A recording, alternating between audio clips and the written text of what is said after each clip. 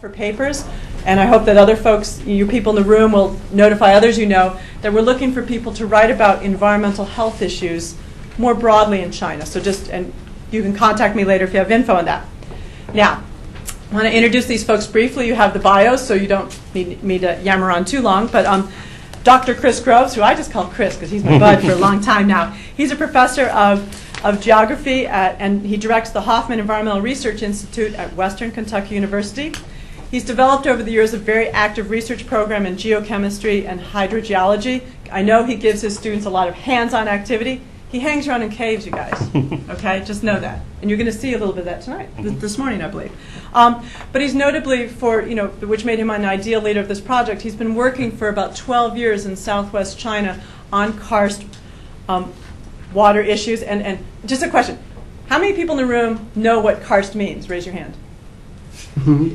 Okay, I'm not going to tell you. Chris is. Good opportunity. And I'm sure that we are being webcast today, so I'm sure everyone in the audience out there raised their hands too. And so Chris has also worked on a lot of international projects focused on karst issues in China and around the world. And it was in those forums that he met Lao Yuan Daoxian. Professor Yuan, I just call you Lao Yuan. I'm going to call him Lao Yuan. That's what we call him. Lao Yuan. He wears two hats, but he might wear more. I don't know, but I know of two. He's a professor at the School of Geographical Sciences at Southwest China University in Chongqing. And he's also a senior researcher, and he was the former director of the Institute for Karst Geology in Guilin. He's one of China's leading karst hydrogeology researchers. He's got 50 years experience researching in this area. I almost guess, even though you didn't say, I bet he's the leading, but it has to be modest. He won't say himself. He's one of the leading, we will say. He's received numerous honors in the U.S. and China for his work, and he's been involved, as I noted, in many international projects around the world, mainly UNESCO sponsored. And then there's Wei Ping Pan. He's going to switch us away from karst, which no one ever knew about, but you will at the end of today's talk. He's going to talk about coal issues. He's taught at Western Kentucky University in the chemistry department, correct? Since 1986. He's widely published in the area of coal combustions, emissions, and materials characterization. He's pioneered work in the area of clean coal technology, emission control, and thermal analysis involving effluent gas analysis. And it made me think, as I was thinking of your work, Wei Ping Pan, that you speak a foreign language.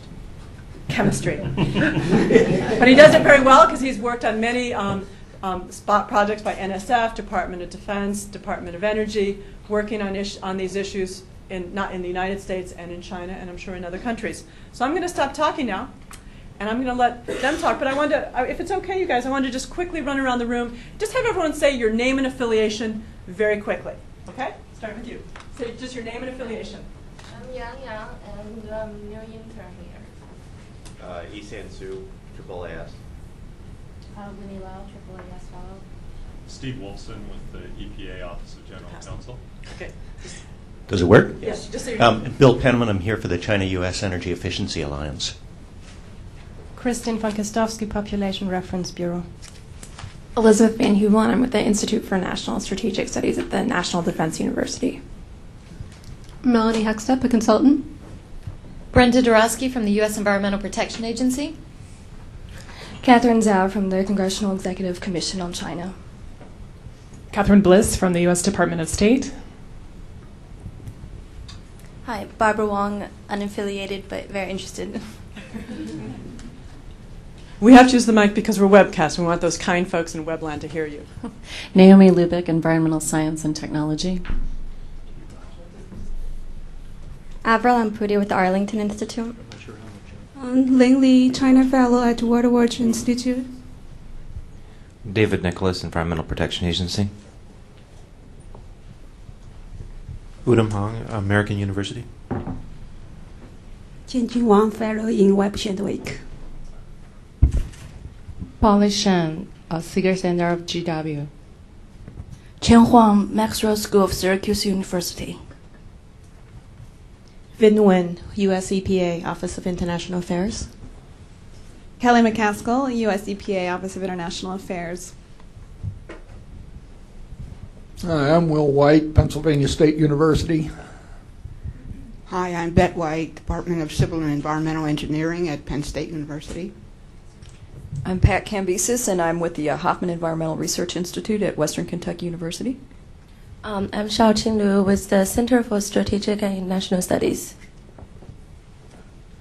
Kristen Eckeshard with United Press International. Hugh Riddleberger with the Center for International Education. Hi, Thomas Mampilli from the U.S. Department of Health and Human Services. Hi, I'm Marta McClellan from the U.S.-China Economic and Security Review Commission. Hi, I'm Anna Mikoszewski with the Atlantic Council of the United States. And just sitting down. Barbara Pillsbury from International Health and Development Associates. And I see Francis Lee from NSF here. Okay, I like doing that because the speakers like to know who's out here, and it also shows that we do try to get a diverse group. We have a lot of government, NGO, business, and research folks, and I'd like Chris to now start us off. Great. So could we just go ahead and maybe dim the lights a little, get started? Well, thanks very much. I guess at the beginning, I want to thank everybody for being here. I was real thrilled when Jennifer had circulated to us the list of attendees that have a chance to speak today.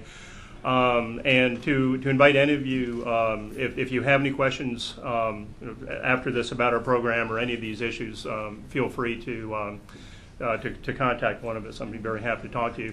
There's two things really that we're going to do today, primarily after Jennifer's perfect introduction, to talk about a... Perfect light word, sorry. Well, I think I need to leave it on, Chris. I'm sorry. Okay, that's fine. So we want to talk about primarily introduce a set of environmental problems. As Jennifer pointed out, it's obvious to most people who've thought about environmental issues in China, this is not a comprehensive list.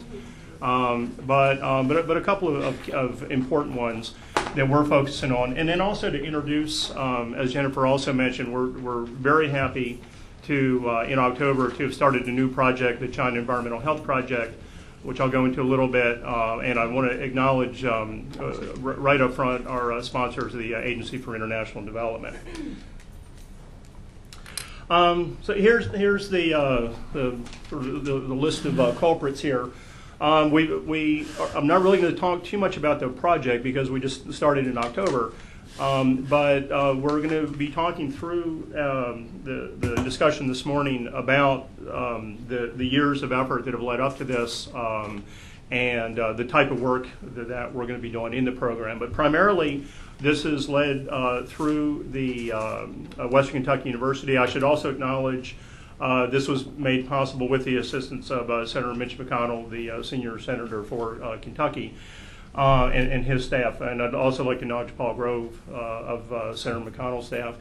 The two groups at Western Kentucky University are the Hoffman Environmental Research Institute, and we'll manage the project from there. And then also the Institute for Combustion Science and Environmental Technology, and Dr. Pan will be talking about the coal work there. Also, as Jennifer pointed out, the China Environment Forum is a major partner, both in terms of information access, both in the U.S. and China. Our primary Chinese partners are Southwest University. Lian is going to be talking about our work there. Then the Anhui University of Science and Technology on the air side.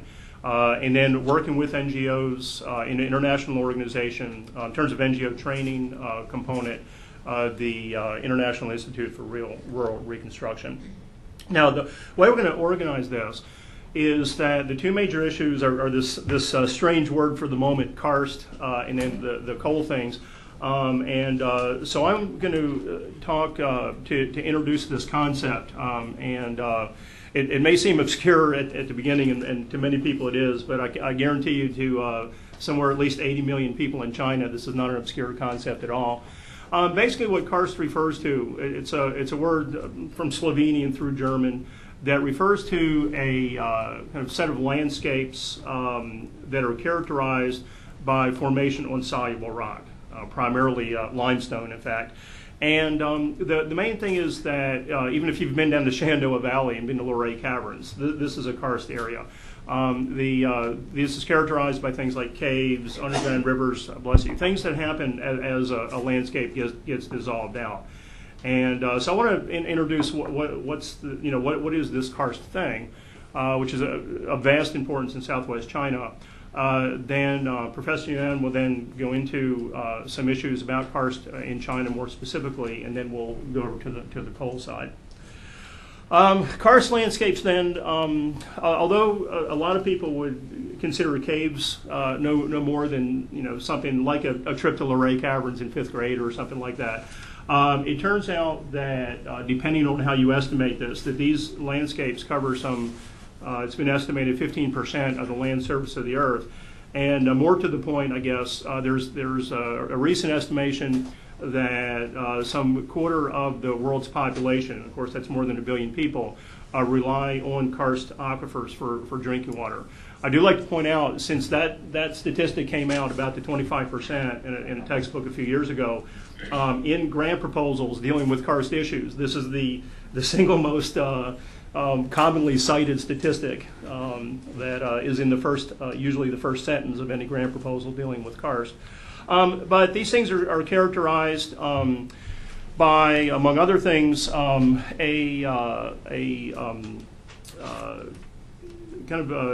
guess, an intimate relation between surface and groundwater that's very different from most other places. For example, here in this is in western Guizhou, we have places, because of the caves, because of this soluble bedrock, where surface streams simply disappear underground. It's a very, very common situation. Of course, once they disappear underground, these are flowing through caves. It's the water that's actually doing the dissolving that's forming the caves. Many large underground rivers, extensive systems of underground rivers in southwest China. And then eventually these rivers come back out as springs. And indeed, most of the large springs, the very largest springs of the world, are karst springs, where throughout the world, where very large underground rivers, well, rivers of any size, including some very large ones, emerge back to the surface.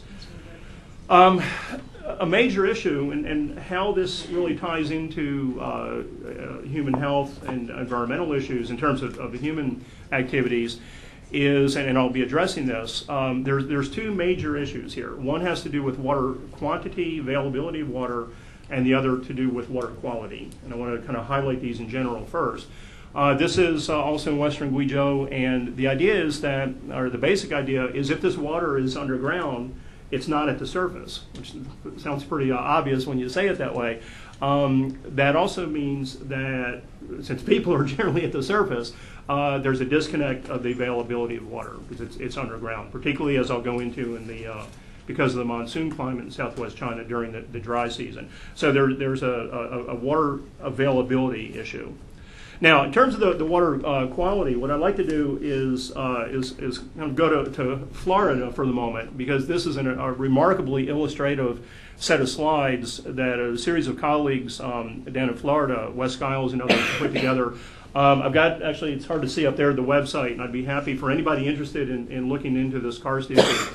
This is a fantastic website, and I've borrowed these slides from. But it makes a pretty important point about karst. Okay, if you've been in north central Florida, Weeki Silver Springs, places like that, you may realize that some of these great springs in the U.S. occur down in Florida, some of the biggest ones.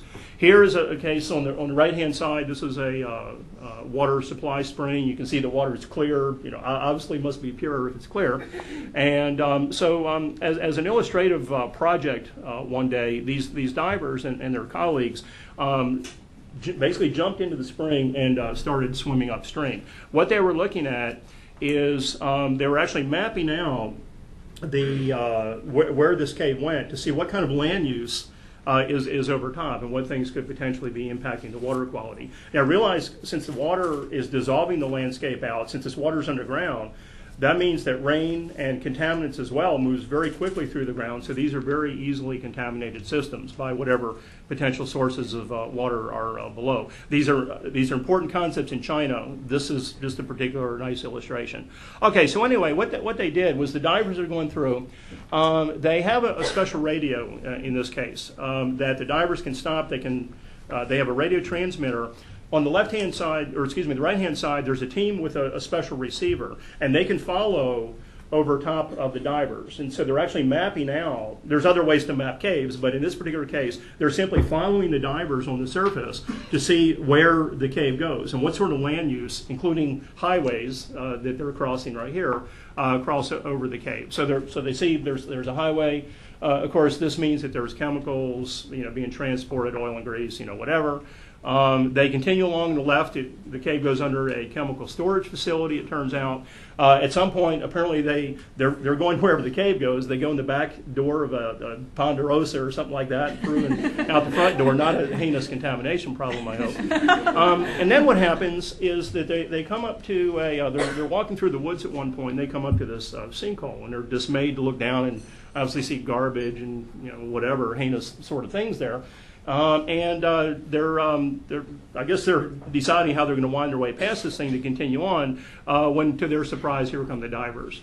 And so a point is that if divers can fit through this, then potentially bacteria, chemicals, et cetera, can do. And so a point is, not only is there a water quantity problem, but these aquifers, these groundwater systems, are arguably the most vulnerable groundwater systems to contamination. In general, a lot of people think that that spring water is naturally pure. In general, for karst systems, I have for karst aquifers, cave water and cave springs, I have a general rule, having studied these things for some decades now, and it is I don't drink untreated water out of a cave or a karst spring at all, under any circumstances, for any reason, at any time. And that pretty much is a pretty safe rule. So, and this kind of illustrates, pretty graphically what the issue is. If we then look and see where these things are, I want to focus on Asia. You can see that they're all over the world, and you can see certainly China has great globs of this stuff down into other parts of Southeast Asia. There's an interrelationship both of geology and climate of kind of responsible for the formation of these things, and but it's pretty clear to see that China in black has a great expanse, particularly southwest China, of these aquifers. I can't help but throw in just a few slides here of some karst in Asia, because this is a particular passion of mine. There is a bit of a silver lining of this, which I'm not going to emphasize today, but for those of you who've been to Guilin or Krabi or other places in Asia, there's a nice economic development issue in terms of tourism. Because of these fantastic landscapes, Halong Bay is another. So just to show a couple of these wonderful places in Asia, this is in sort of the central part of northern Vietnam. Halong Bay, very well-known and beautiful site, a World Heritage site on the coast of Vietnam. Krabi, Thailand, other places along the southwest coast of Thailand, where you have these fantastic towers and karst landscapes, plus you have nice beaches at the end of the day. I am sad to say, whenever I see this, this picture was taken in 2000. This is an area that was devastated by the tsunami. Sorry to say, recovering now. But anyway, just fantastic, beautiful places. Now, if we focus in on China a little bit, you can see that I've just really outlined the provinces that are mainly kind of where that big globby black area was in the global picture. But there's this area of southwest China is home to what's kind of generally called tower karst. Again, Guilin is a sort of famous place. Or for those of you who've been to China, on the back of the 20 yuan note, you see a picture of the famous Li River. Which I think probably is the most highly distributed picture of karst anywhere in the world, because there's a few of those notes around. And so this is a very typical peak cluster karst. There's also a monsoon climate, and that has a very big issue here. We have the same kinds of environmental problems here in the U.S., in Kentucky, Virginia, and other places. One thing is that throughout much of this area, our rainfall is distributed more or less evenly through the year. It's obvious in China, they're influenced by the Asian summer monsoon. And so during the summer, this is the same place taken in August on the left-hand side. This is in Guangxi, and in February, near the end of the dry season, on the right-hand side. And so the issue is that there's a very distinct dry and wet season. During the wet season, water access is not so much of a problem, as this pond would illustrate. During the dry season, when it may not rain for weeks, or longer in some areas, its availability at the surface is a significant problem. For those of you that sort of follow this sort of thing, you may know that actually in Chongqing and Sichuan, even through the wet season this year, there was a very serious drought and heat wave for a while. Fortunately, that's broken.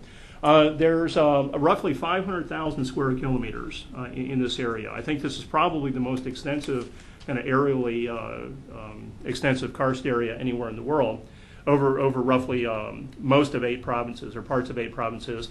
And again, I really like to kind of make the point that that we may think of karst of being, well, remembering Trip to Luray Caverns or Endless Caverns or something. Within this karst area, there is tens of millions of people that are influenced by these problems: water quality, water quantity.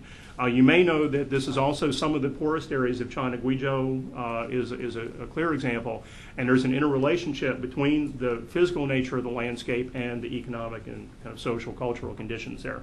And with regard to that, if you apply the same statistics as across across the country, then that would at least estimate that somewhere perhaps 10 million people in this karst region are living below the Chinese poverty standard, which, if you're hearing this for the first time, is a remarkable $85 per year. And again, this is tied in part to water issues. So the main point is that, I guess to summarize that during the wet season, generally, at least with regard to water quantity is not so much of a problem. There's standing water. People have cisterns, tanks, and much of the area. But then during the dry season, it's spatially variable. But in much of South China, or at least it's not unusual although these are places that get plenty of rain, as much as Washington here, or more, 1.5 meters in some places, it's not unusual. But it's typical, or at least it's not unusual for 70% of this to fall within a roughly 4-month or 5-month period, which means the rest of it is spread out, and we have very dry conditions.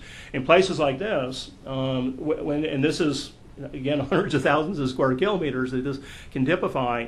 The water table itself, where the water is, may in fact be down hundreds of feet. It can be down more than 1,000 feet below the surface. And so, and these are places, in some cases, there's no electricity. I mean, there's electricity is common, but these are real problems. One thing I would, if I was, I guess, going into this more extensively, I would discuss at some length. I'll just mention in passing here that a major reason that the situation has evolved the way it has is places like this. These are sort of sinkhole areas between these peaks. You might ask, well, if water's not available, why did people settle here in the first place? And the idea is, for what I guess is hundreds of years, these areas were very highly vegetated. And you can see the bare rocky slopes on that hill right there. And what happened is that during the wet season, it was common when this is a subtropical area, dry during the winter, but gets plenty of rain altogether, really. And as long as there was lots of vegetation, there was good soils, and that way during the wet season, the soil and sort of the shallow bedrock area was almost like a sponge, what's technically called the Epikarst, that could store enough water that then through the dry season there would be small springs, and a village of a few hundred or maybe a few thousand people could have a water supply. During I guess the second half of the 20th century, I'm not a political scientist, but there's the various initiatives. The Great Leap Forward is one, where there was massive deforestation in southwest China and other places. This meant that the vegetation was gone, the soils were gone. That sponge that's holding the water through the dry season is no longer present. But you don't just simply take these people and in these rural areas and say, oh, okay, now we're going to move to this other place where there's some water. Obviously it's not that simple. And so there's a lot of difficulty. People are walking long distances in the dry season to get water. In fact, I'll talk about that specifically. Now, to end up how our program at Western Kentucky University and with our partners evolved to this point over the last 10 or 12 years, and my personal evolution that's led to this has been with Professor Yuan and our colleagues for many years. we worked in southwest China.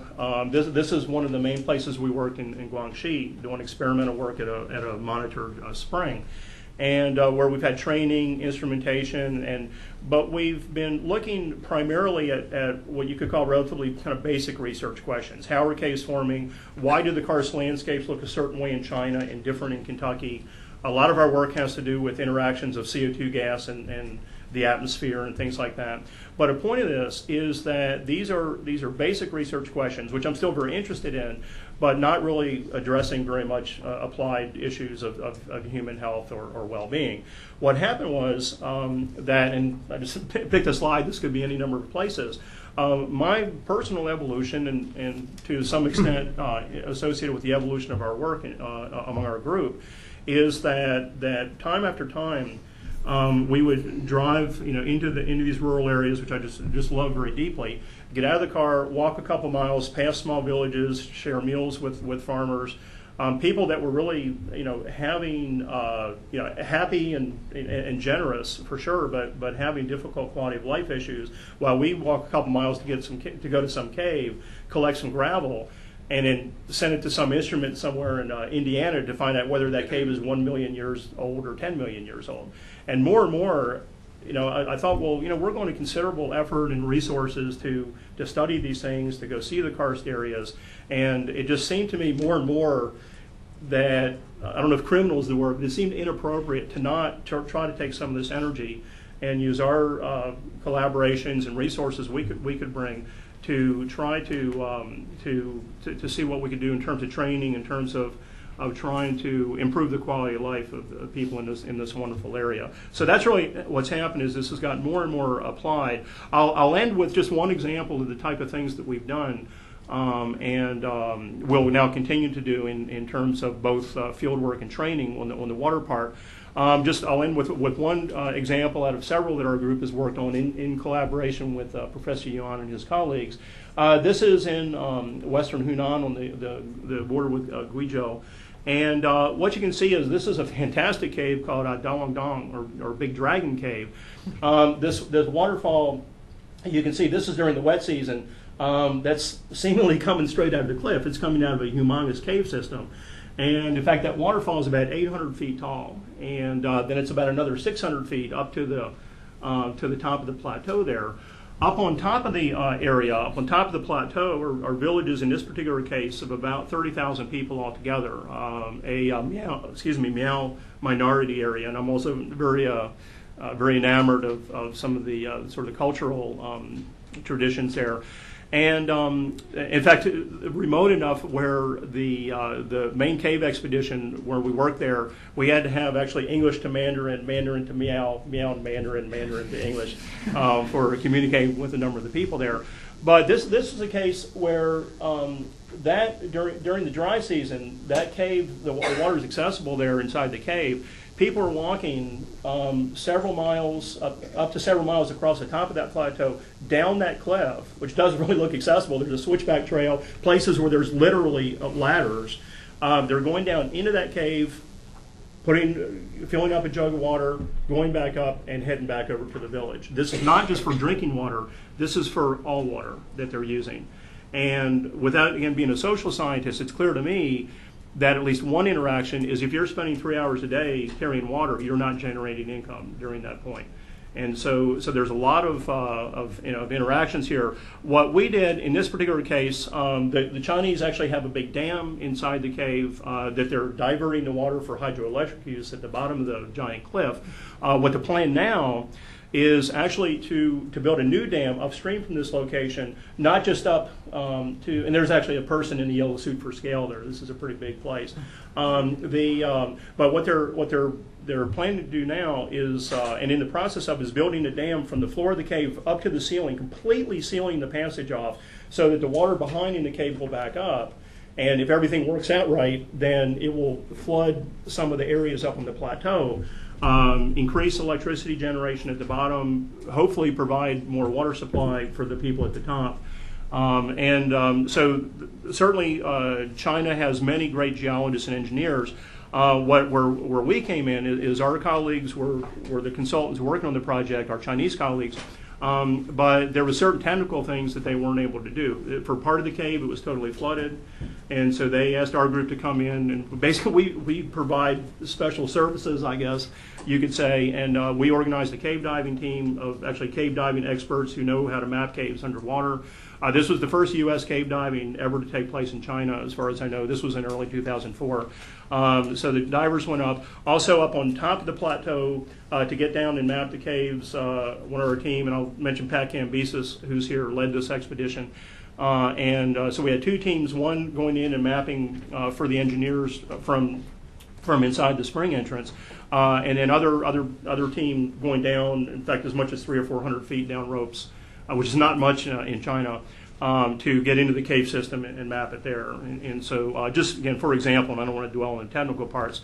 So anyway, that's kind of where we've led. There's sort of, I'll end my part with Dalong Dong there. And but I guess the point is that Jennifer used the term passion, I guess, when she was describing her interrelation with China.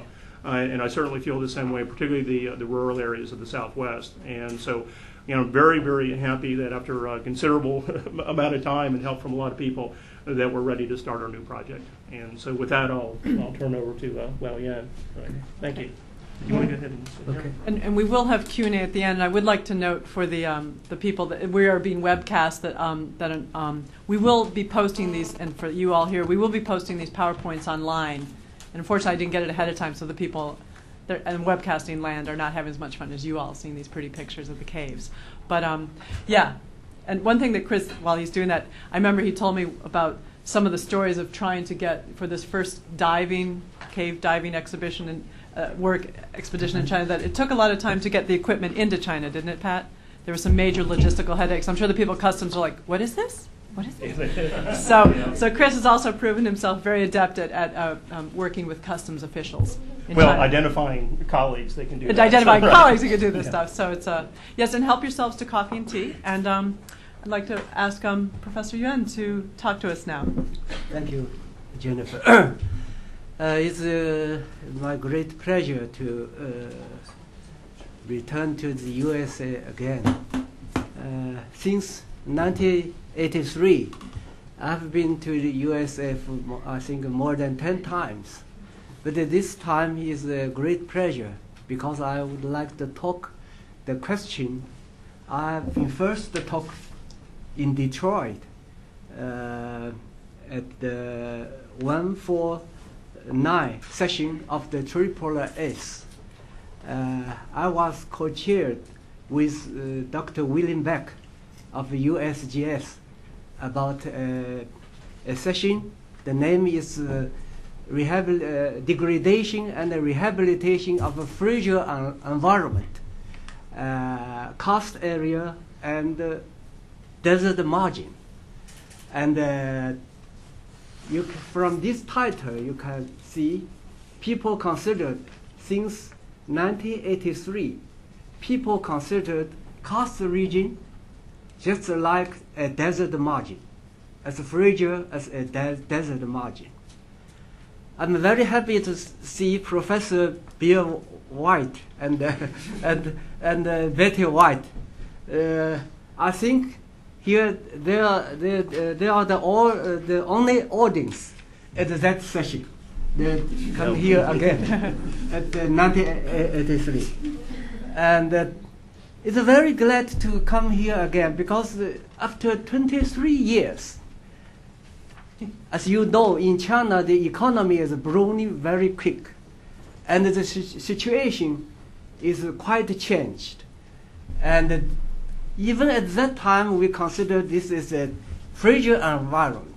After 23 years, something are getting even more clear and of our ideas. And we have some experience to tackle with such problems. We also face some new challenge. So this is the summary about the questions in the past 23 years. My talk will include 4 parts. After an introduction, I will give a brief discussion of the geological background. This is, I don't like to describe tediously, but just to compare the particular things, geology background in China and the other karst region of the world. And the second part is the karst hydrogeology, especially with the special features of karst hydrogeology in southwest China. And the third part is my main part of my talk is the ecohydrological problems. And the fourth part is the countermeasures, well, experience and new challenge. As you know, the Chinese government have paid much attention to the safe drinking water in China. In the past 5 years, the Chinese government has spent about $3 billion to help about 70 million people to solve the drinking water problems. In this year, again, $1 billion more were allocated to help solve more 20 million rural peoples. Among them, 1/3 are in the karst region of southwest China. The geological background in southwest China is characterized by 4 points. The first, it is a hard, compact rock, soluble rock.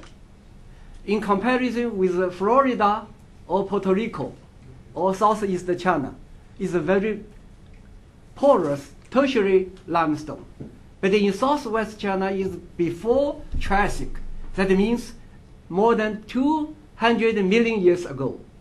And in Puerto Rico, in Florida, it is 60 million years ago, much younger than that.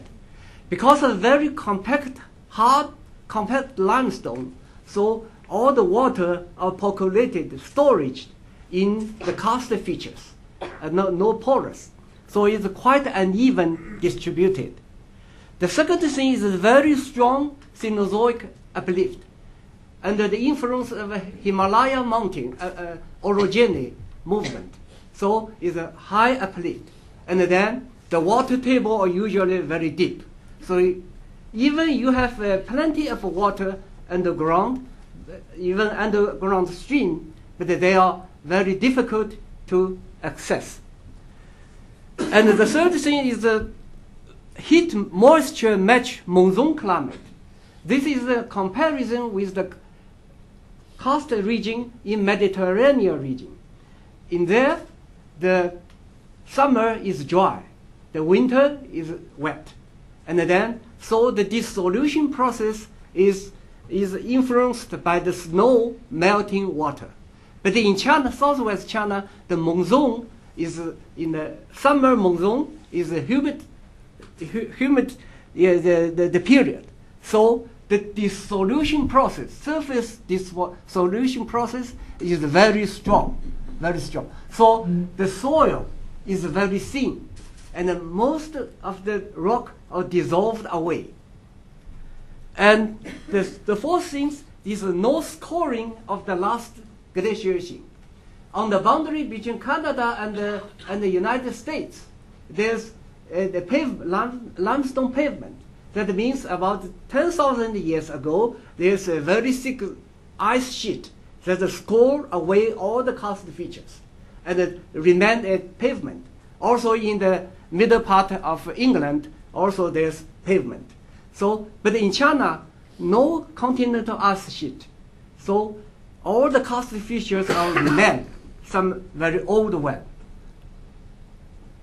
So this is a comparison of the karst features in China, and this one is in Guilin, very hard, compact limestone. But this one is Puerto Rico, just like a steam bread in China. Very porous limestone. And here is the core from the Florida aquifer is a tertiary limestone with a very high porosity. So it's quite different. And the Monsoon in Mediterranean region, you have this kind because you have a dry summer. So the surface features are not so clear. But here you have a wet summer with a heat and the moisture match. So you have a spectacular form like that. And also because of the high uplift in the Cenozoic, so the water table are usually, and the rivers and the water tables and the cave streams are usually very deep. Sometimes it is 100 meters deep, and sometimes 800, even 1,000 meters deep.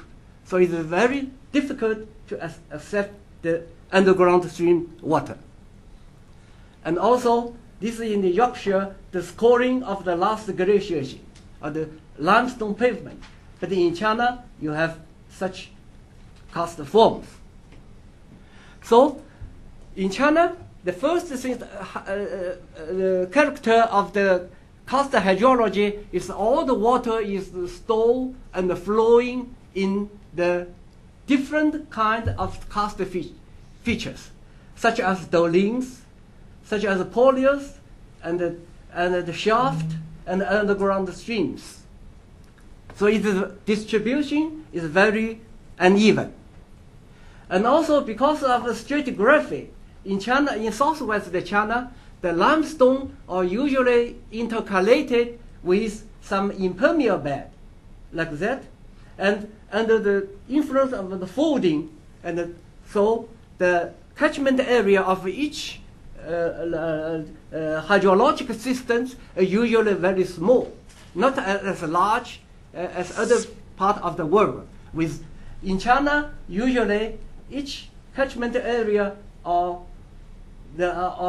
10 to 100 square kilometers. So you should treat the hydrological problem separately. One small catchment, another small catchment, with one by one. So the situation is complicated. And those larger than 1,000 square kilometers are very rare in southwest China. And the major form of karst groundwater in southwest China are underground streams. There are about 2,836 underground streams in southwest China, with a total length of 13,000 kilometers, and with a total minimum discharge and 1,400 cubic meters per second.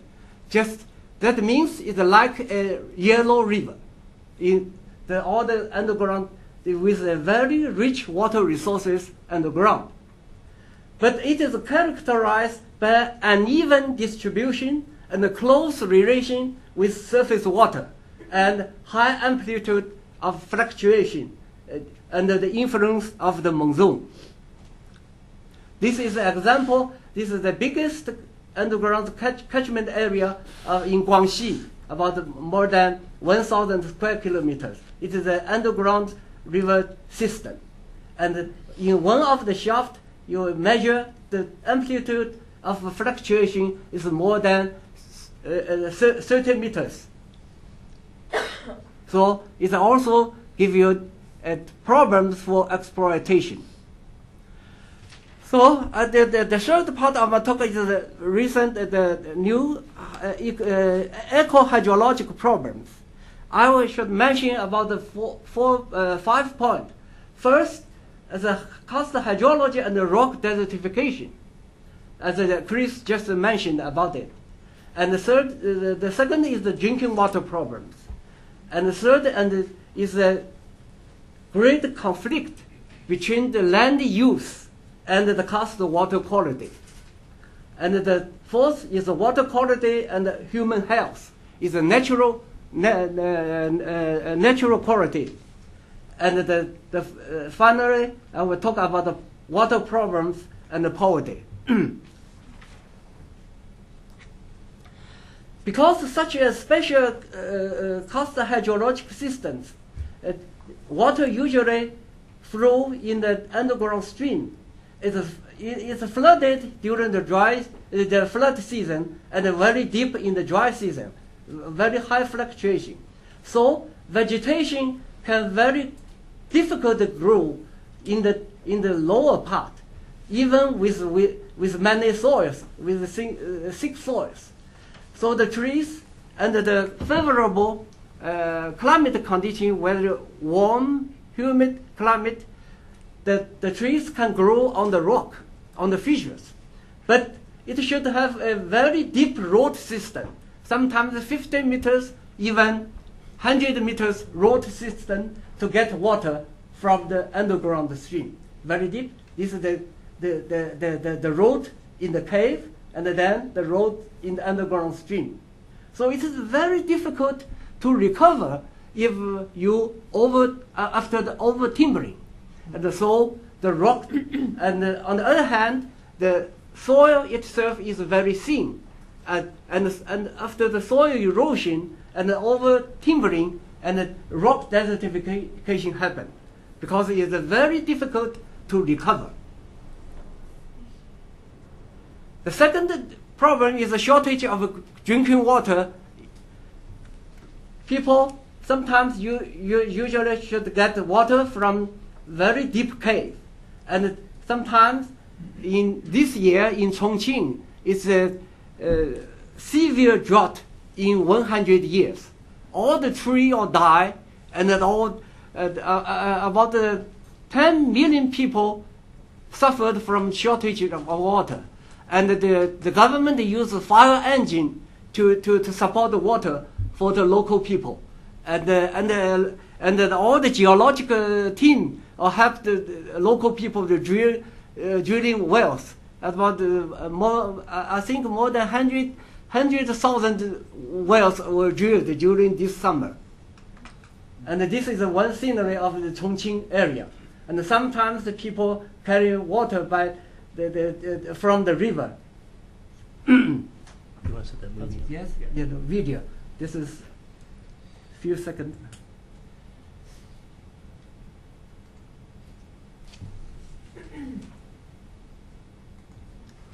This is a small video to show you.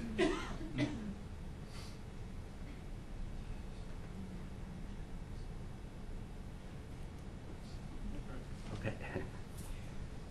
Thank you. Where were we? Right here. Okay. Couple minutes, right?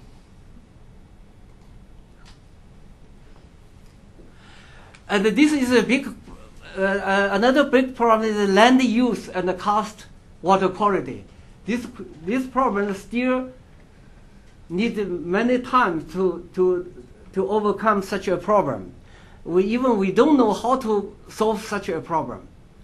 This is an example in Chongqing, in the Funing city, in the of Congling village, and there's some rice field that the water flow from the rice field into the underground cavity through this swallow hole, but it's flow out from the water tank, which is a spring that supply water for drinking.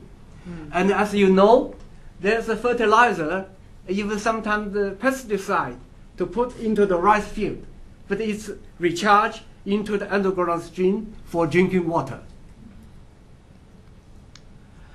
And sometimes the development, the situation in southwest China is most of the land resources on different level of plateau or peneplain, and the underground stream are below that.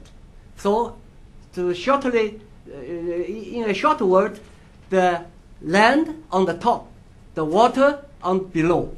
So, such a situation is difficult to solve. The water quality problem from the land use. How to solve such a problem? Fertilizer from agriculture, for city the domestic waste, from the mining activity, even from the transportation, from highway, all above the underground streams. So it's difficult. Another example here, that's this is city, the Shui-Cheng city. I think Chris Grove was there, visited this point. And here, there's a very good quality of water from the reservoir when it flows down into the big pollia. And after a steel mirror here, and then the water flow into a swallow hole. And they reappear on the surface river.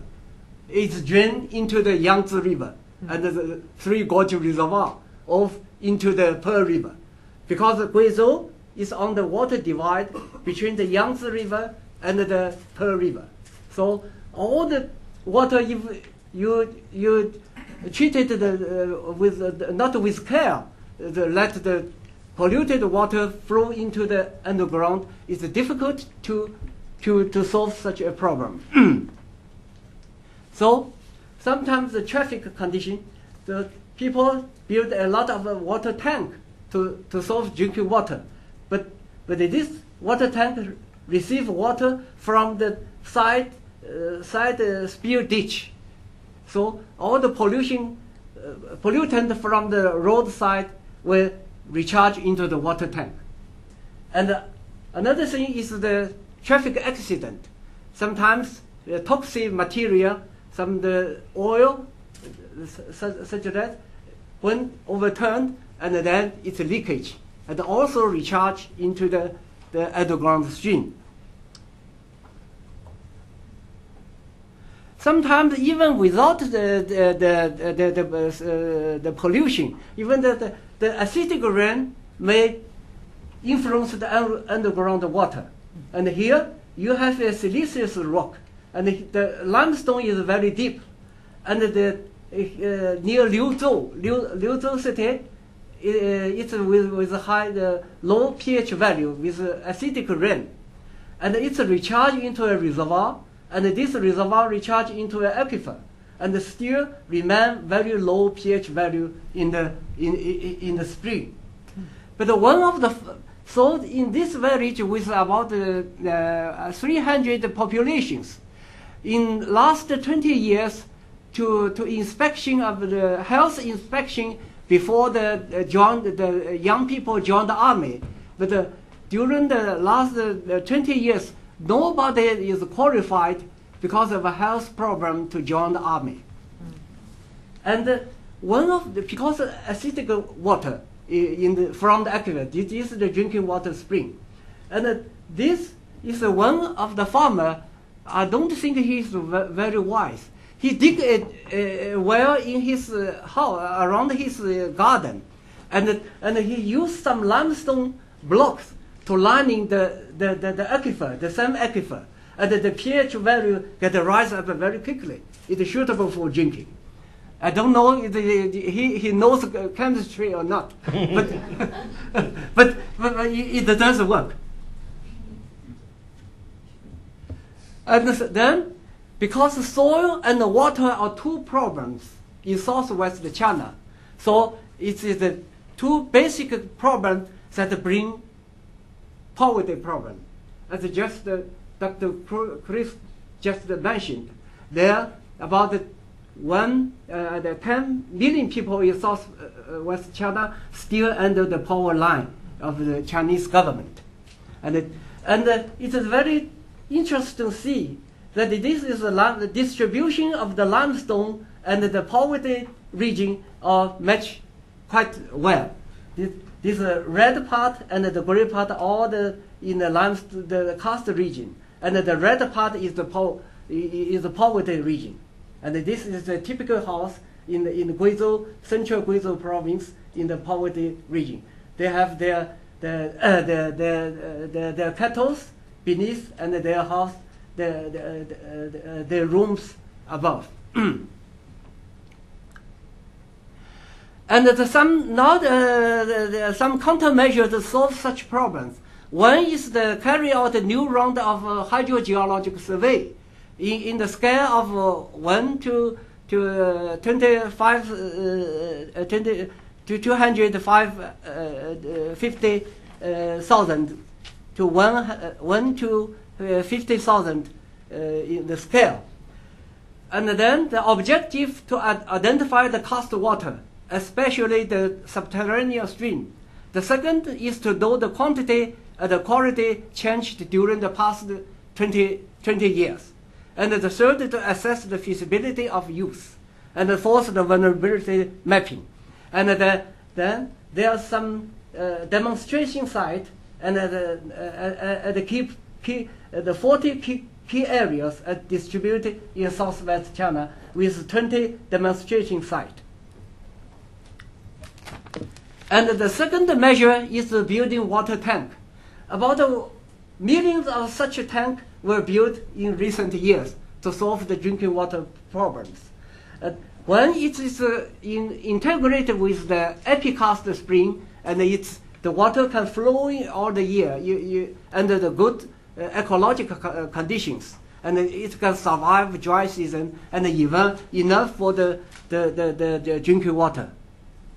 And the use of Epikarst spring, as Chris just mentioned, sometimes on the surface, because of the limestone, because of intensive karstification, there is the storage of some water that flow out.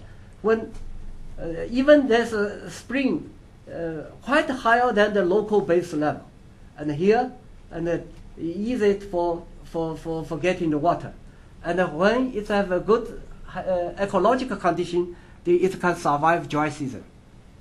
And the exploitation of subterranean streams to dam up the underground stream and make a reservoir for irrigation for water power station.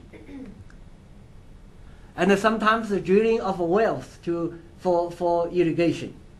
This is the farmland, very successful. And the fourth measure is the protected area. Some protected area in southwest, altogether 11 established. One of the philosophers is difficult to solve, to put into practice, is that according to ecological function, the water divide region should be protected to avoid damage to the lower reach of both sides. But we have land resources, very rich land resources, and a very high population on the plateau. That's such a, how to put the ecological philosopher into such a practical region is still a big challenge. So anyway, we have already established one by one, altogether 11 protected regions. And 3 of them are integrated to apply for world heritage, natural heritage. These 3 points, yes, one in Chongqing, one in Guizhou, one in Yunnan, integrated. It's already passed through the UNESCO IUCN officials inspection, and it will be voted next year in UNESCO in September. This is some world heritage, the protected area with golden monkey, with spinel the Jurassic the trees, and azalea. 23 species of azalea in 100 li, 100 li is 50 kilometers in western Guizhou province. Many varieties of, yes. Sometimes under such protected zone, because of a careful treatment of ecology and under the help of IUCN Netherlands branch in the La Chao in the Libo County, because of less use of pesticide and the fertilizer, not only the Epikarst spring can survive the dry season and enough for drinking, but also in the rice field they can grow fish in the rice field because of less pesticide and the fertilizer were used. They use green manure. They use the missing pool for energy and the replantation. So such a practice is you need many times, need the involvement of the local people is very and they need many times, and need a skillful technology to do that. But I think this is a small patch of land, just about 50 hectares of land that get success. But we still face many new challenges. As I mentioned, the first is the conflict between land use and the water quality. How to prevent the 13,000 kilometers of underground stream becoming sewage? That is a big challenge. The second is the local people or the government officials' awareness, and how to avoid the suicide practice, such as to put solid waste in Dolin and to discharge polluted water in swamp. That is a very important thing. And the third is the water quality in the tanks. And this is the general situation of this, and this Monsoon. And this is one of the regions included in the USAID project. And the problem here is all the land resources, about the 100,000 hectares of farmland is here with high population. But here, the underground stream is beneath that. Sometimes 300 and even 800 meters deep. And then, because here is also a most important cassiterite tin deposit in China, so the refining of the metals, tin metals, also bring about a problem. And also because of good farmland here, the Hani minority prefecture capital are located here. So the blooming of the urbanization also bring about a big problem. And this underground system is very complicated. I have no idea how to solve such a problem. From one hand, you should develop economy. On the other hand, you should protect the water, because this underground stream is the water source of another big city, the Cayenne city. The city is here, the Cayenne, more than 100,000 people live in this city. So this is a big conflict. And the people's awareness is another problem. How to avoid this is a mining activity. They put their wastewater into a Dolin, but the muddy water percolated down through the aquifer and recharge into the Karst spring, become polluted by the mud. And when you make a pumping test in the aquifer, all the water pump out all muddy water. And also the general practice is to put the wastewater into the swallow hole. How to avoid it? Although we have in China, in an environmental protection law of China, there is an item that said that all the wastewater put into the Dolin and the swallow hole are forbidden. That is approved about more than 20 years ago. But still such practice people still do that. Even they consider this a very easy way to put their wastewater.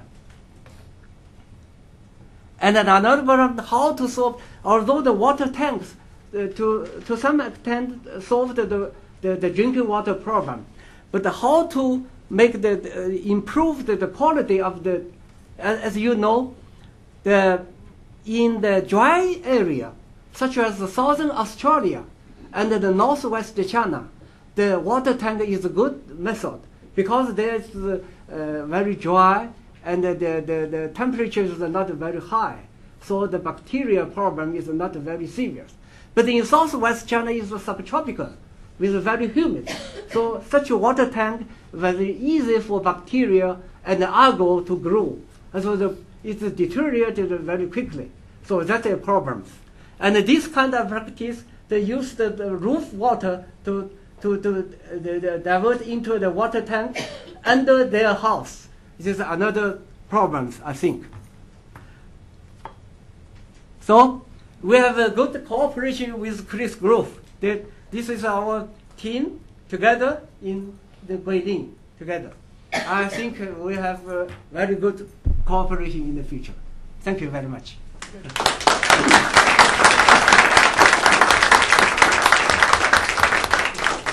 Okay, they'll play musical chairs and we'll switch, and we're going to be talking about coal, but I mean, I'm very excited about, this water part of the project as well as the coal, because I've done a lot on water. There is a publication on the table. And I know one project that I think, Chris, that you might be able to talk a little bit about in the Q&A, that the first Karst project, there will be one like he described, where there is an upstream, downstream conflict. And what complicates is that, the water disappears for a while and it comes back out. And so there will be also the challenge of how to try to get the communities to work together. So we're going to switch to the air. Keep drinking coffee, eating scones. Actually, You don't after I want, talk, I'm and, drinking and Chris, clean go water. get, yeah, we have clean water. It's not from a Karst source. Oh, and also at the beginning, I asked the room how many knew Karst, and about 4 raised their hand, and now you all know what Karst is, right? There'll be a quiz at the end. Okay, so Wei Ping Pong, would you like to start? Well, Sure. Well, we could start because we're on the webcast, and they can listen while they're fetching their coffee. Fine. First of all, thank you USAID support the grant opportunity, and then thank you the Chris Grove invite the Institute for Combustion Science and Environmental Technology to join this part of the grant, and we deal with most on the coal combustion. And 2 weeks ago, I did a little bit survey in my science major class. I say, what is the image of coal in your mind? And then come out dirty, black, acid rain, destroy ozone, and then generate lots of mercury.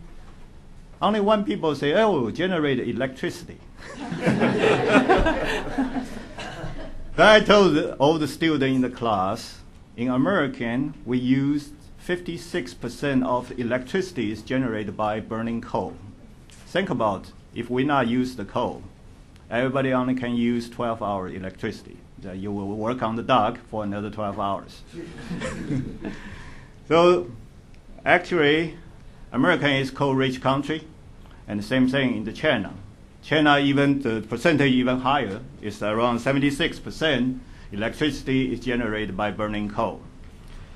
Coal is black, everybody know that, and it's dirty, but we do whatever we can to have a burning the clean coal technology. We have a technology now. Even now, the DOE just announced zero emission. We can burn coal without any emissions. So we're getting over there, but they need a time. And same thing in China. China used 70% of coal to generate electricity, and then China produced 2.11 million tons of coal in production in year 2005. Therefore, lots of the problems generated due to the burning coal. We everybody know have a SOx problem because coal contains sulfur, and have a NOx problem because coal contains nitrogen, and also the particulate matters. Coal generates lots of flash, and also generate lots of heavy metals, such as mercury, arsenic, selenium. Okay, that's why EPA in year 2005 recommend don't eat big fish. You need to eat small fish. That's because the big fish eat small fish. Then all the mercury emit from the stack got 6 months lifetime. This means can travel. This mercury, elemental mercury, can travel. And then travel, like Kentucky, we are the third coal production state in United States. We got lots of power plant. We also got the cheapest electricity rate in United States. But all the mercury we generate in Kentucky won't be stay in Kentucky. Will be in New York or DC area. We'll go. It depends on how the wind goes. Okay, that's the problem on the mercury. If the mercury in the air, then eventually will into the lake. After into the lake, through maceration, will into the food chain, which is go into the fish. Then we eat the fish, then the mercury will accumulate in your brain and then start to attack your central nervous system. So that's the problem why EPA need to set up the mercury regulation. The same thing, we have a problem in China, and based on my understanding, all the pollution control, China probably behind 10 years. Then just start all the ESP. ESP is electric static precipitate, which can collect all the fly ash, which will deal with the PM, particularly matters. And now all the power plants start to set up the scrubbers, can scrubber all the SO2. And then now the plants start to build up the NOx. Okay, since United States already started 1980, start to build the scrubber and SCR. SCR is kind of equipment to control the NOx. And then haven't started mercury yet. And then in United States, in 2009, all the power plant need to report the mercury data. So that's why we're trying to help China to do the better, air pollution controls. The city we select is Huainan in Anhui province. Several reasons, we choose these cities. Because this city is, the city councilor already decided this city will become energy base of the eastern China. Then the electricity produced will be equivalent to the electricity generated from Three Gorge. They already have a 3 huge power plant, 2,400 megawatts, have a second 400 megawatts, another one is 1150 megawatts. That's a huge one. And then 2 is on the way. It's another 2,400 megawatts. So there's lots of electricity. That's because Huainan and Anhui province, just like Kentucky, then generate 100 million tons of coal, and then use $10 million in Huainan city only. And another reason why we choose Huainan is the DOE also set up the energy feature and air pollution in urban China and the United States programs. And then 2 cities have been selected in China. One is Huainan, one is the Dalian. Okay, Huainan's counterpart for the Huainan is Pittsburgh. And then the counterpart for the Dalian is Los Angeles, because Dalian is a harbor and Los Angeles is harbor. And then Huainan is burning coal and lots steel industry, and then Pittsburgh, was all the burning coal city. And then another reason is if you want to deal with lots of issues in China, you need to have a good relationship. That's I found the book. If you go to the MBA, the first lecture teacher will tell you need a good 关系 means relationship. Otherwise, you cannot move anywhere. And then we have a very good relationship, just like the Chris and Lao Yuan. Start 1990, we already accepted lots of visiting scholars. We have more than 20 visiting scholars from the Huainan cities. The oldest, the first visiting scholar returned to China, now become the president of Anhui University of Science and Technology. So we have a good relationship with the university, and even furthermore, we have a good relationship with the mayor of the city. And mayor was in our school last March, and then because if we only go over there to do the testing, if without the government, city government to help, I don't think we can do good job within 5 years. And Huainan has been selected in 1984 by the state councilor, then called the bigger city. What means bigger city? This means this city can set up their own regulation to control the air pollution. So that's why in Huainan already set up the regulation, require all the power plants set up the ESP, which I mentioned. The ESP will control the particulate matters. Okay, lots of dust. Before it come out, we need to collect. And also then are going to set up a regulation to require all the power plant in Huainan City to have SOx, which is control the SOx, which is the scrubber, and also NOx. We're trying to push, just like EPA, and then to help to possibility to control the mercury. Is anyone in here read any mercury report after 2001? I don't think so. because the government control won't allow to publish.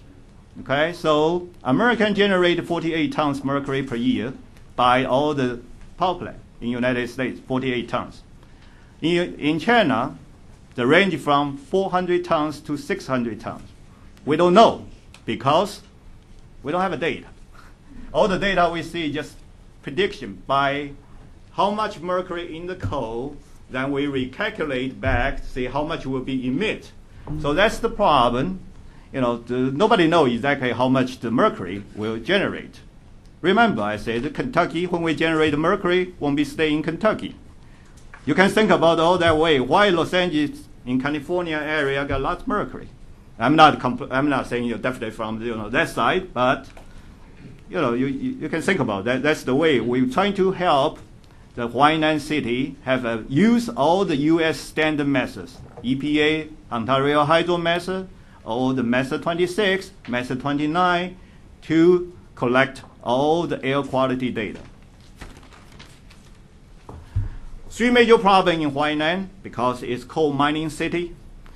The air pollution from coal combustion, 11 million tons coal burned in 2004. 10%, the total is 100 million tons produced in Huainan and then used by themselves around 11 million tons. And the fly ash stockpile capacity, if you're burning coal, generate lots of ash. If you know a little bit on the coal, you will surprise. Generate 6.6 million tons of the fly ash. This means then burn lots, I call it garbage. Okay? Usually in United States, like bituminous coal is around 10%. This means you burn 11 million tons, you maximize 1 million tons of fly ash. But in China, you look at in Huainan, then generate 6.6 million tons of fly ash. In other words, in here I want to point out, if you use this data to calculate back to how much mercury generate, there's no way you can get accurate data. That's what I'm trying to point out, because the fly ash in China coal got lots high percentage of fly ash, probably 40% to 50%. Otherwise, how can we have a $6.6 million tons of fly ash? So that's why we need to go over there to help them to use the standard methods. We try to teach them how to use EPA standard methods. So that's why in this program, at least in the air program, we will buy made in USA equipment and all the sampling system and ship to China, and also teach them how to do the sampling methods.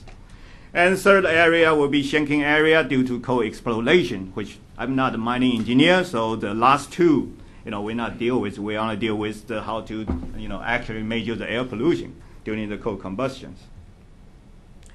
In here you can see, first you look at on the right side, which is coal consumption. Year 2003, you can see it's 10 million coal was burned in the Huainan city, and then projected jump to 35 million tons in year 2020. Then same time you can same thing, you back to on the left side, the SO2 emission. 2003 is around 0.1 million tons of SO2, and in 2020 will increase to 0.18. The reason did not jump to 4 times like we burning coal, because coal will jump to 3 to 4 times, but the SO2 only jump to double. That's because we'll require all the scrubber. And then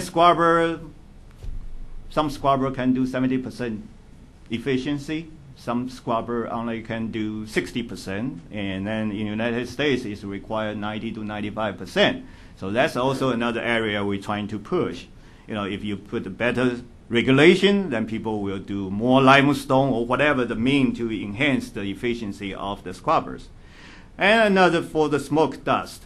Smoke dust is 0.03 million ton in 2003, and then jumped to around 0.18, the million tons in year 2020. So you see the problem in Huainan, because they already decide the city will be coal industrial city, generate all the electricity for Shanghai, for Nanjing, all this, the big city. And then that's the direction. City Council already agree. So the only thing we can help is to try to reduce all the pollution. Do we have the technology? Yes, we have the technology. But how we can help? That's the we're also working on. So that's why we need also working on the Huainan city government. We got generate lots of coal dust, so we see how this impact on public health. In Huainan, have a 2% of total population. Total population in Huainan is around 2.5 million people. And then in urban area, it's around 1.6 million population. So 2% of the total population has asthma problem, and then 2% have the chronic bronchitis problem. You can see all these have eye problem, nose problem. We cannot say all 100% from coal, but majority, yes. If we not control the dust, if we not control the SO2, if we not control the NOx, even we don't have a data for the mercury. So that's we're trying to help them to build up the database. That's the chart. All this, we are under the Chris Groves, the Hoffman Institute, and then Chris will be in charge on the water, also will oversee our program. We are under air quality, and we will work with the AUST, Anhui University Science Technology. And the good sense is in this university, they also have a medical school. And so they have a Huainan Environmental Automatic Monitoring Center is under university. So we will build up a nice laboratory and include all the state-of-the-art instruments. We will buy in here and ship over there. We'll help them to monitor for pollutant from 3 power plants, and then within 5 years, we probably need to add 2 more because the 2 more is on the way. Sampling air quality of Huainan mining area and investigate a particular matter distribution. What do we do for School of Medicine? We want to investigate how the coal smoke-induced particles affect on the human health. So that's also the very important objective for this study. Again, we need to work with the government so we can have, they have a very nice laboratory, belong to the city government. That's Huainan Environmental Automatic Monitoring Center. And they have all the data by wet chemistry. So that's also we're trying to encourage them to share the data with university if we ship all the equipment. And I'm a chemist, but I start wet chemistry. I can do titration, I can do all this fancy stuff. But now, we most need to rely on the instrumentation. That's why in the city, we call city EPA in Huainan, they use all the wet chemistry, and we would like to compare the data from the instrumentation or use the EPA method to see any difference. And also the city can set up the regulation to help us to monitor is real, the coal dust start to decrease, or the mercury start to decrease. So that's also perfect because we don't have a power to tell power plant, hey, you need to do the mercury control. No way. Even we cannot get into the gate, past the gate. In here, because United States regulate, say, hey, I need mercury data by 2009. So now all the power plant pay the money. In China, if you want to do the mercury analysis, you have to pay money to the power plant. So we're trying to, work out with city government, and then so we can actually monitor how much mercury is just one of the example. You may say, why is so difficult on the mercury? I'll give you an example. I can fill out 30 billion ping pong ball in the Houston baseball field, Austin baseball field. I'm looking for 30 mercury ball out of 30 billion ping pong balls. Then let's give you an idea of why it's so difficult. And then if the regulation based on the, like Illinois state government, Michigan, there's the 90% removed. This means I need to go find the 27 mercury ball out of 30 billion ping pong balls. That's how difficult. SO2 NOx is not that difficult to, got 3%, 300 ppm, 3,000 ppm, that's already established. All we need is ship equipment over there and done. But mercury, arsenic, selenium, is very, very trace element. But that will cause lots of problem. American power plant generate 48 tons of the mercury. You know how much 48 tons mercury? Not much. Just the closet like this, we can put all 48 ton mercury in this one closet. But it's a problem. because mercury will accumulate.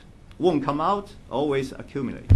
And then so that will start to attack central nervous system. So that's we're trying to use our technology to help them to build up all this monitoring system. So objective for this the air program is improve wildland monitoring system for SOx, NOx, PM, and other air toxic stuff such as mercury, arsenic, selenium, and train and educate Chinese scholars in the latest environmental technology. We already have a 2 visiting scholars start October under this program. So we will train them how to use all the state-of-the-art instruments. So when they go back after 1 year, they can handle. The problem in China is after you ship all the nice equipment, nobody knows how to use it. And then say 20 years ago, I went to any university, each instrument, individual room, air conditioning, very nice. Oh, don't touch because we don't have money to repair. See, that's the problem. Okay, so we need to train the people how to fix the instrument, how to change the board. In here, we just call, hey, this no signal, then say, take this board out, put it in. So that's what we're trying to help them to train, to train this visiting scholar. And also ensure the quality of life and the residence, and throughout the cooperation between WKU and the Chinese partner. And I said, we have 20 years clean coal combustion technology and 10 years emission control, practice emission control. We follow all the US EPA or SDM standard methods. And we have a 36 staff, and then all self-support, 35.5 self-support. I'm the 0.5 to teach in the class, so paid by Kentucky government. So then the funding from different government agents for past 10 years, DOE, USDA, NASA, DOD, EPA, and NSF. Funding also from other organizations, APRI, ICCI, and also from all the power industry. And our job is provide state-of-the-art technology to train Chinese scholar and students about sampling and analysis of different pollutants. For past 15 years, we almost trained at least more than 100 Chinese visiting scholars, and 90% all return.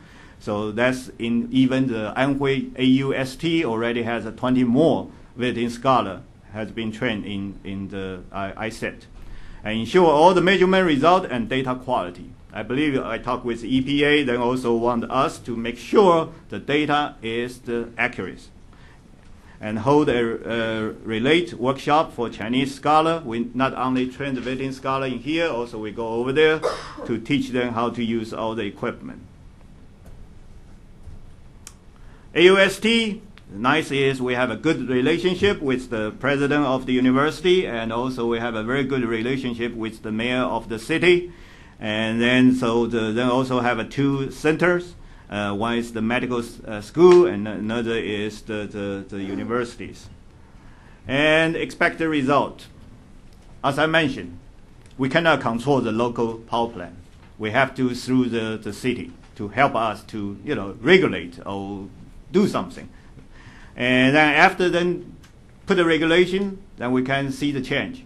The first year and then the 5th year. See what difference. During this period, we try to teach them how to use all the equipment. See, from beginning to the end, I always emphasize how we do the quality job. That's we want to go get exactly. For example, mercury. How much mercury actually come out? We cannot use just flash because flash is totally different than United States. If you got a model from United States, you cannot predict how much mercury from the China because ash total difference. So, and also we will buying all the equipment shipped to China, help them to set up, and then use the state-of-the-art instrument to monitor all the system, follow United States EPA methods and the SDM methods, and compare their wet chemistry from the city EPA centers. So I believe I think that's it. So that's the air program. Thank you.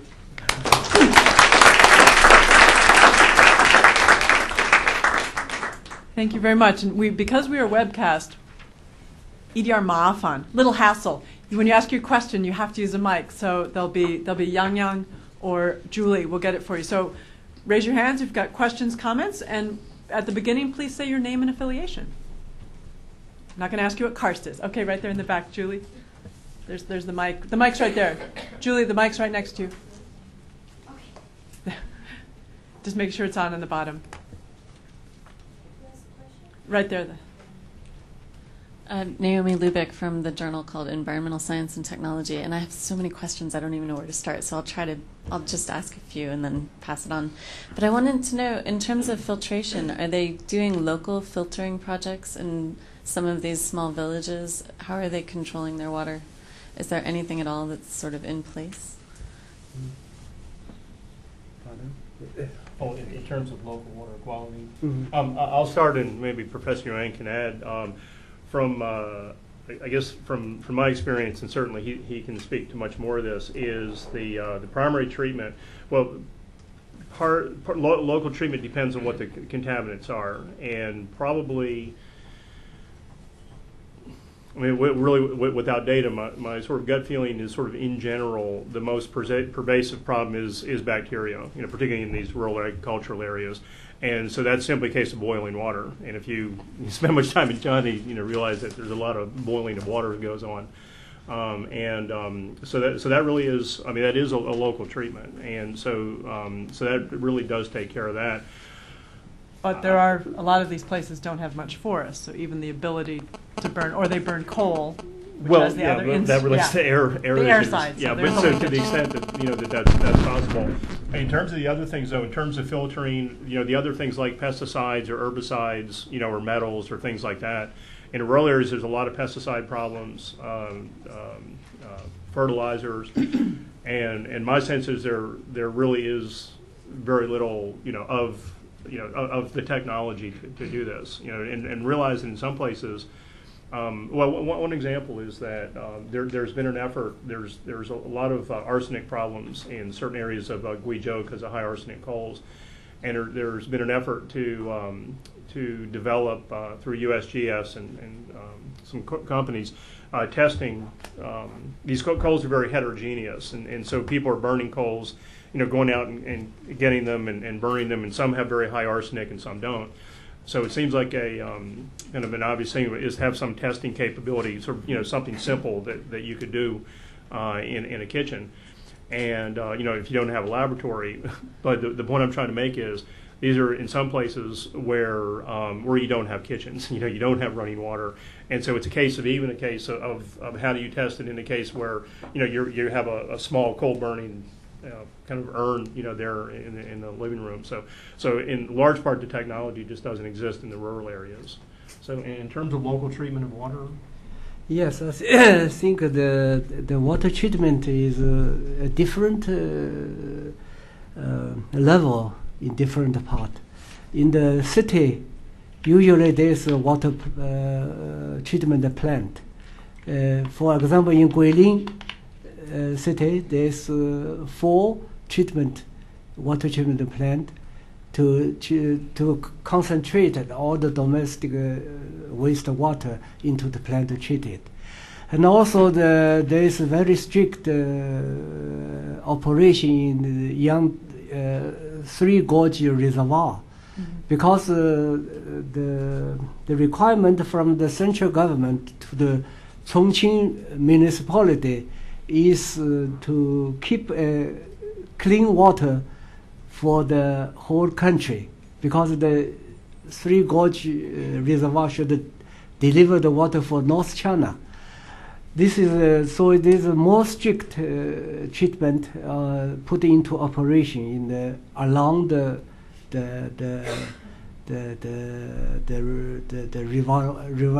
reservoir side. But the municipal government is complained about this requirement from the central government, because it's refined, developed of need a lot of investment for the developed economy. So the Chongqing area, the economy developed is quite restrained by such policy of the central government. No, as Chris said, the rural area, the treatment of water is very poor, especially about the fertilizer, the pesticide, and especially the farmers had a tradition to drinking the the cold water. They just put the carry water in the jar in their house, and when it is very hot, they just drink the cold water. So this is a big problem. I mean, nationwide, there's averages 30% of the water in China is treated, and I mean that's nationwide. And what brings down the stat is the lack of water treatment in rural areas. And one thing I did want to add that cuts across all these two projects in general is that you also have to keep in mind of China's failing healthcare system, or the lack of one in rural areas. So just laying that in there, and do note that these chaps will be coming back as the project. This is at the moment we have 2 years funding, hopefully more, but so they will be coming back and there will be updates so your questions can be answered. Can I open up for some more questions? May I make just a quick point in addition to that? And one thing that we're very conscious of, I mentioned, comes to the water quality and the water quantity issues. And part of it is that a lot of it is access to water, and there's a relative sense that compared to not having any water, having some water with some pesticides in it looks pretty good. So that's important. Some other questions or comments right here. Yang, the gentleman there. Hi, Bill Penniman, China-U.S. Energy Efficiency Alliance.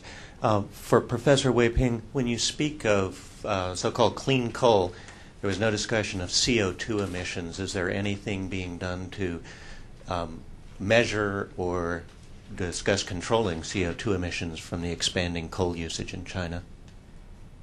We just finished, sorry I did not mention the CO2, just like proposal at the beginning, I did not put the CO2, then the USAID required to put the CO2. Actually, we also have 3 visiting scholars from China, same Anhui province.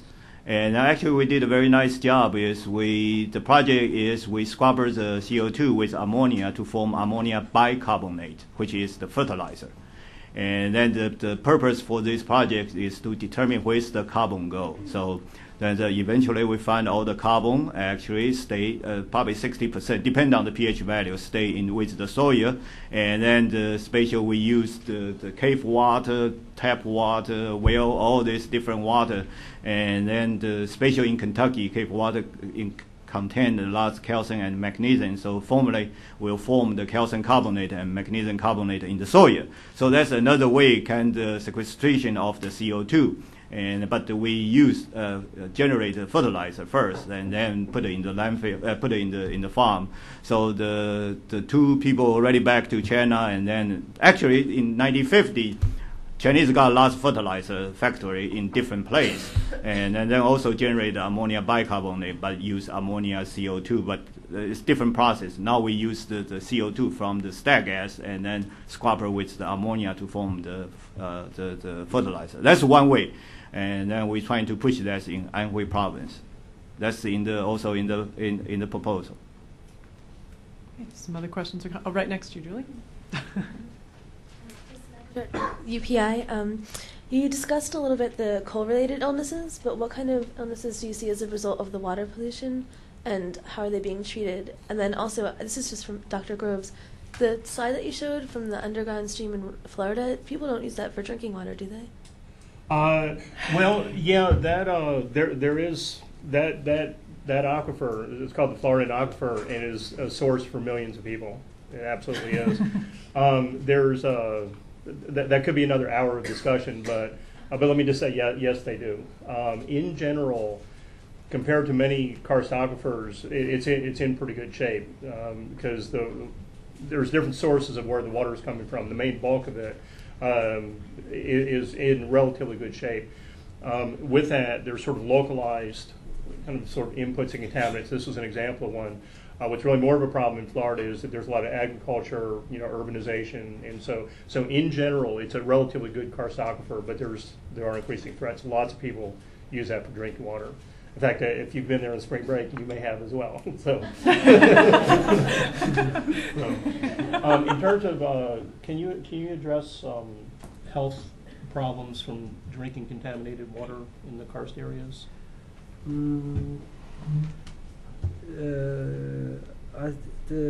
Several examples I just mentioned. One example is near Liuzhou. There's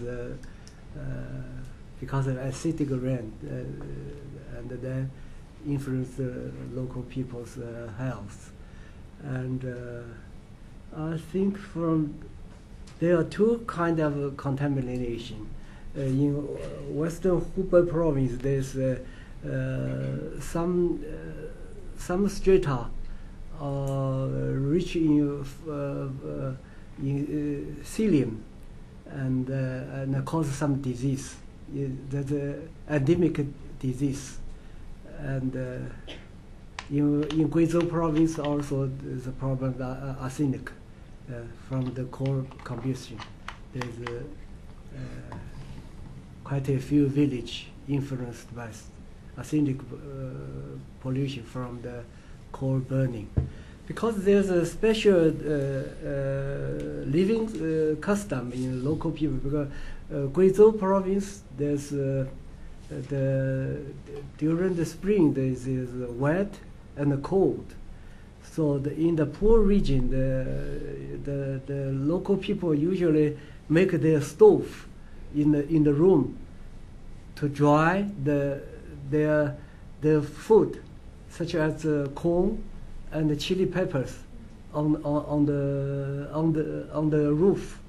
And when the coal burn and the arsenic powders attached on the chili pepper and the corn, and then when they eat such food, they get poisoned. That's a problem.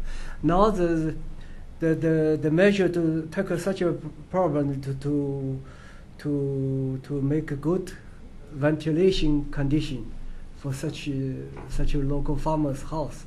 And another thing is to change the living habit. Don't to dry their food in the roof. I think. I think though that in general, I mean, like just looking at water pollution throughout China, is that there's a paucity of data. There's a lot of anecdotal evidence, and I think you hear a lot about it on the big rivers like the Huai and the Yangtze, that are highly polluted, and well, mainly like the Huai is the big one, where there appears to be low, IQ rates a lot lower, greater miscarriages, more tumors, but there's not a lot of data on this, and it's something that one thing, and I mean, like I said at the beginning that the China Environment Forum, we're going to be trying to find out who's doing what research. We found out that different U.S. states and Chinese cities are actually CDCs are cooperating. So we're going to try to get some more of this information out there because I fancy there are a lot of studies going on, but there's no real central clearinghouse. So again, it's really hard. But I think that a lot of the normal pollutants that are going into China's rivers are going into these karst rivers, and I fancy again, no data. Yeah, in fact, that encouraged me to go ahead. I was not going to say anything because of that, because I don't have any data. So, and he's a scientist, so he doesn't want to say. I don't want to speak beyond really, what I could really support in statements. But I just really I don't really have quantitative information to support this. But it seems to me that because without treatment, these waters are so easily contaminated, by fecal bacteria from human and animal waste. That it seems to me there's got to be, again, without support, it seems to me very likely that there has to be pretty widespread sort of diarrhea, sort of gastric type, ailments. One of the potentially serious things I think is certainly one thing with herbicides, you do, and pesticides in general, you do. In fact, even here there's been meetings about some of the pesticide issues, and when you hear about pesticide issues in China, what really gets the most press are like acute poisonings, suicides and accidental poisonings like that, which are really pretty widespread, or relatively. But you don't hear as much about kind of chronic issues. And here, one thing I think is just a really general statement, kind of really about sort of the relative sense of health there, is one thing I learned in this process is that I've done quite a bit of work also with EPA and other agencies dealing with pesticides in the U.S. And we have an incredible luxury in this country that there's one called atrazine. It's very widespread and significant potential or significant health effects. And the EPA limits the amount of atrazine that can be in water sold to the public in 3 parts per billion. Which again, a few ping pong balls out of the Astrodome. And we've had programs, sort of separate from this, but other things I've worked on, where we get, significant funding, significant effort because here's some water that's got 6 parts per billion of atrazine in it, And compared to a situation in China where they're using various herbicides and chemicals, and no treatment, no idea of sort of levels that are happening. One thing here in the U.S. that's got to be true in China, the data that support atrazine limits and other pesticides is based on real toxicological data, but who knows what happens when we have cocktails, a little bit of simazine and a little bit of atrazine together. And I don't know if that's really a problem, but cocktail X. And so it's basically a huge uncontrolled experiment in rural China. And so the point is, just because there's no data doesn't mean there's not a problem. Yeah. Okay, some other questions or comments. Yang, can you pass it there? Thank you. Hi, I'm Elizabeth Van Huvelen from the National Defense University. I was just wondering if there's been any resistance to your study in China on the part of local officials, or maybe if you could just speak to that a little bit. I might start and then by Wei Ping to comment. Absolutely not, at least from my personal experience. Part of this goes back to I guess, developing relationships. But I'll add, I guess, a no data caveat in there, that one thing that has been apparent to me, which is clearing up, but when I kind of first started working in China, and to some degree even now, I recognize there's things going on around me that I'm not really aware of, because of sort of language differences, cultural differences. So I can only speak to my observations, but I recognize that I consider there's almost like a film or a curtain between me and many things that are going on around me. But with that caveat, it's just been every relation I've had, both personal and official, has been absolutely positive as far as I know. Yeah. And really, it's a mutually beneficial relationship, and at least I get the sense that that's reciprocated. Yeah. Wei Ping, comment on that? Or? From the city point of view, they'd like us to help them to do all the monitoring system. But based on the report, if you want to say that's the Mercury report from China, I don't think that will go through. But you can get around it and then indicate that's the research paper, or that kind of. We discussed that with our counterpart, so we believe we can overcome that problem. I'll mention one other quick thing about the relationships, my relationships with government officials. A lot of it has been, Wei Ping mentioned Guangxi in terms of relationship. There's another Chinese term called ganbei, you might have heard of. So a lot of that interaction colored that perception. For the non-native speakers, ganbei means bottom side. Okay, another question right here. Yes, I'm Richard Cronin from the Henry L. Stimson Center. I was wondering, in the great scheme of things, in terms of water quality, where do hydropower projects fit in? In other words, I know that's a whole different level of, no pun intended, of problem, but is that as serious an issue, say, as a coal burning or pollution from pesticides, that sort of thing, again, in the big picture? You mean it relating to their project area? Yeah, well, relating to, actually, just in general, and as a problem for water quality, where does that fit in? Or does it? I guess I would just start. I guess that's sort of outside of my direct experience, or expertise. I might just kind of muse on it a little bit, though, in that any of the, I guess the Three Gorges is an obvious poster child of sort of an example, I guess, for that. And I guess it's really self-evident to anybody that's thought about it, but it's proverbially a two-edged sword. And so they're with hydropower. Obviously, if you can lessen the amount of coal that's being burnt, there's positive aspects there. There's also huge engineering kind of water pollution problems associated with the dam project and other kind of related dam projects. There's ecological. That's one thing we haven't even really talked about here, is we focus on human health, but that can't be divorced from ecological issues.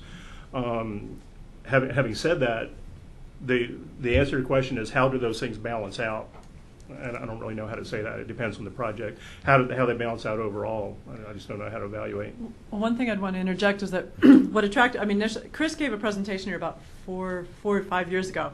It was knock your socks off. It was great. I was really excited about the research they were doing back then, which is why we kind of formed this kind of partnership. And one thing that I'm struck with, because I do all this work on China environment writ large, and that I just felt that this is more naturally occurring, environmental health problems in China, but it's intertwined with the pollution problems, and it seems to me that this is kind of not too many people knew about this kind of problem, and I think that the fact that in this project that through the work that I'll be doing with IIRR in Yunnan is that we're going to try to have a public participation component to it as well, and in some ways that does kind of parallel what's going on in the hydropower sector in China, how people are trying to give communities voice. This is clearly not as volatile an issue, and I really think that what's hopefully going to be good is that it will be kind of a way to get having public participation, working with scientists, working with their local governments in finding solutions to these problems. I think that I also personally couldn't compare, but this is just a very different one, but it's also kind of a quiet one that hasn't got a lot of press. I mean, the coal one, Weiping Pond, you've got the real sexy topic. Everyone knows about that, and but that one is more known about in China. But I think the water is not as much. Mm-hmm. Some other comments or questions? We just have a couple minutes, so try to be brief. Let's go to this side of the room first, back there, and then to this gentleman. You right there. Yeah, sorry. The microphone, sorry. Yes, Barbara Pillsbury, International Health and Development Associates. You've used the term karst rivers, and I'm wondering from the perspective of the people who live in those areas, the Lao Baixing, do they consider that those karst rivers are anything different from regular rivers, and do they have names for them? And is there a name that applies to the whole thing from the beginning of where it starts and then goes underground? Does it come up with the same name, or how is the naming from the local perspective? Well, I'm going to comment again, and by Professor Yuan. The first thing that I would say is one of the great charms of China are the names of everything, and so the answer is yes. And in general, from my experience, which is similar to Kentucky, and we're invoking Kentucky because it's also a very sort of well-developed karst area, and that's the original origin of our partnership. And that is even people in rural areas who, not with particular technical training in water or whatever, in Kentucky and China, seem to be, in many cases, very tuned in with what's happening. And so I think there's a lot of cases where they do know. People are curious. There have been kind of tracing experiments. Any place you can go into the caves without ropes or without really very technical difficulties, people have been. In China, so out of curiosity, or for whatever reason. So I think people are pretty aware. There have been tracing experiments, even if it's with some sawdust or something. Here's where river sinking comes out. In the case of Liu Pangshui, where in Guizhou, that I showed the big sinking river, and where Professor Yuan invoked, that's clear because here's this heavily contaminated river downstream from the steel mill that's full of cadmium and looks like chocolate milk. That comes out 40 kilometers away at a river, it's an automatic tracing experiment. So I'd say overall the awareness is pretty high. But what would you say there?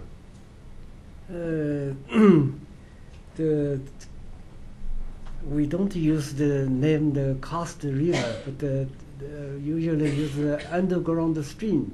It is flow underground in the cavities. But it has the features of the surface river, so it is usually connected easily connected with surface water. So it is no filtration effect. So once the surface river is polluted, it can influence the underground stream. One of the examples is in Guangxi province, the surface river is polluted. Yes, because of the Longjiang River is a branch of the Pearl River, and but the underground stream is usually good. But during the flood season, the surface water flow back into the underground stream. So sometimes it's polluted away about 10 kilometers back to the underground stream. That is a problem. People are concerned about the questions. And another thing about the other question, the previous question about the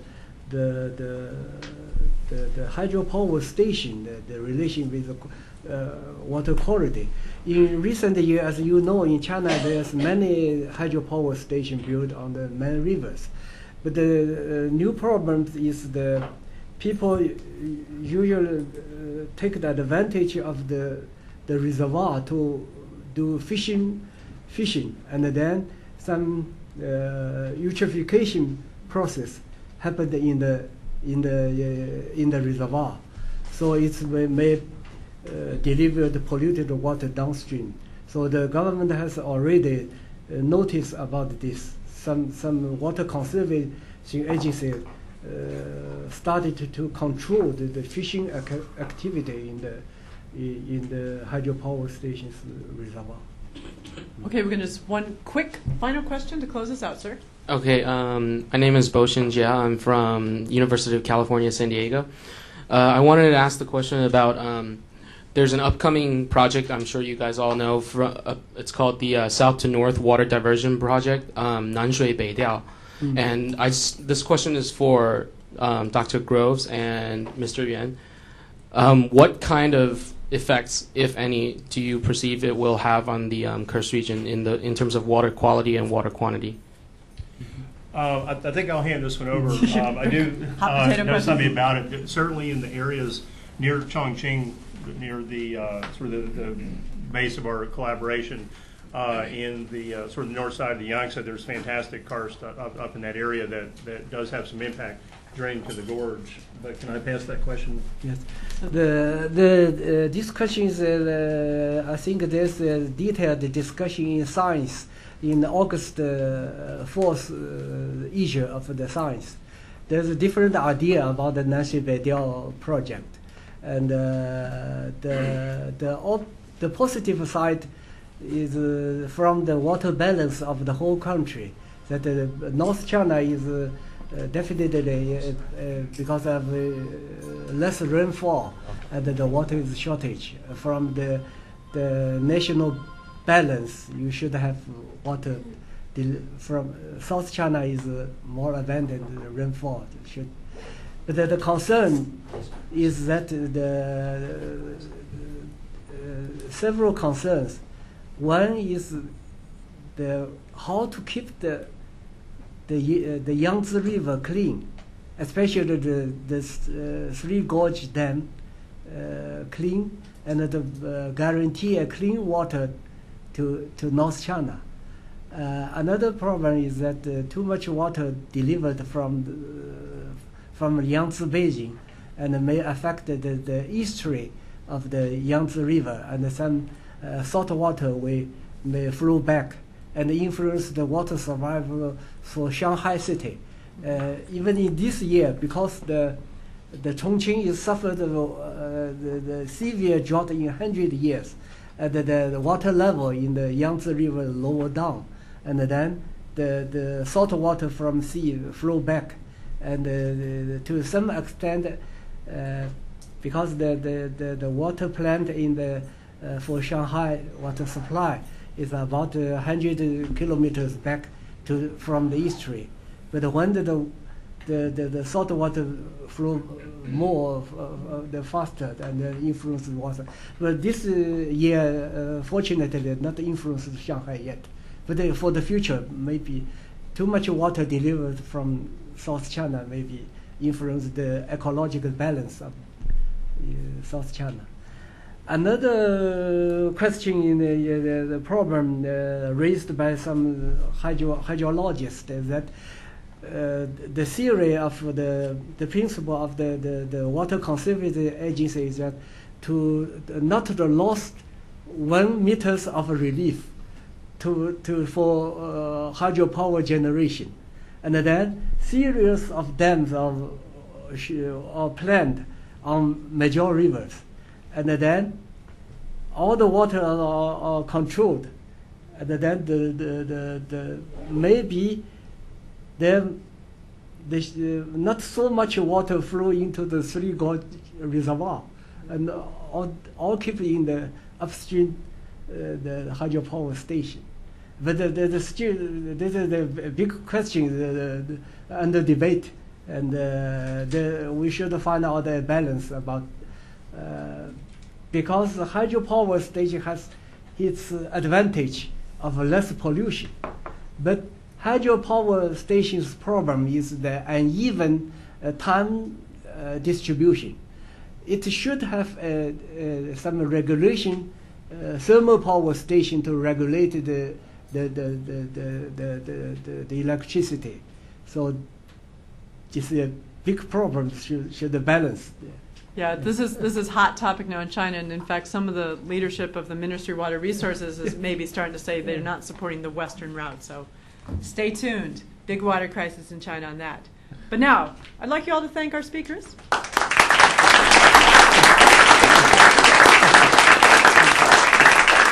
And as noted at the beginning, that any of you, I am searching for authors for my next issue of the China Environment Series on environmental health writ large.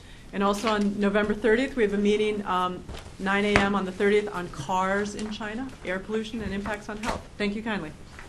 We also have one other partner I'd like to acknowledge, and that's Professor Rand's Tai, Madam Song, who's been quietly. Yeah, she wouldn't even introduce herself.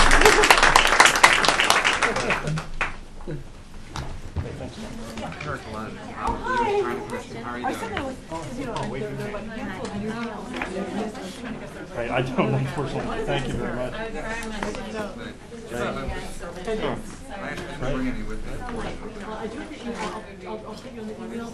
You're here in DC. Right. Thank you very much.